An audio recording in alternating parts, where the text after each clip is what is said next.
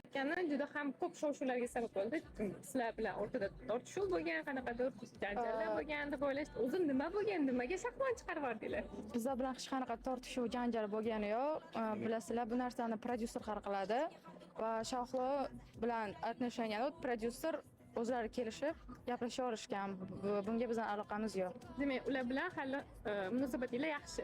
Gaplashib turasizlar. O'zi jamoada kim qanday ijod qiladi? Kimdir musiqa tanlashga zo'r bo'ladi, kimdir yozishga zo'r bo'ladi. Sizlarda qanaqa?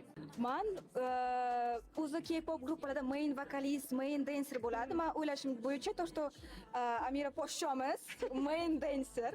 Man main vokalist, chunki musiqa maktabi tugatganman, men estrada vokal bo'yicha. Barchangiz boshqa sohadan kelgansizlar. Jiddiy sohada o'qiysizlar. Nimaga ana bunaqa musiqa yo'nalishini tanladinglar? O'zimdan kelib javob qilaman. To'g'ri, yuristikani tugatganman, lekin bu soha, именно san'at sohasi meni qalbimga yaqin bo'lgani uchun mana shu sohani tanlaganman. Va o'zim hozir mana shu qizlar guruhida ijod qilishim o'zimga juda ham yoqadi.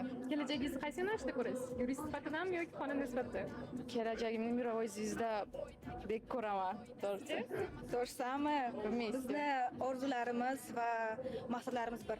Jon yuragingda kattamagan bo'lagingdan yuradigan Jamoani bir kishi tark etgani juda ham ko'p shov-shuvlarga sabab bo'ldi. Sizlar bilan o'rtada tortishuv bo'lgan, qanaqadir janjallar bo'lgan deb o'ylashdi. O'zi nima bo'lgan? Nimaga shaxmat chiqarib yubordinglar? Bizlar bilan hech qanaqa tortishuv, janjal bo'lgani yo'q. Bilasizlar, bu narsani prodyuser hal qiladi va Shahlo bilan отношения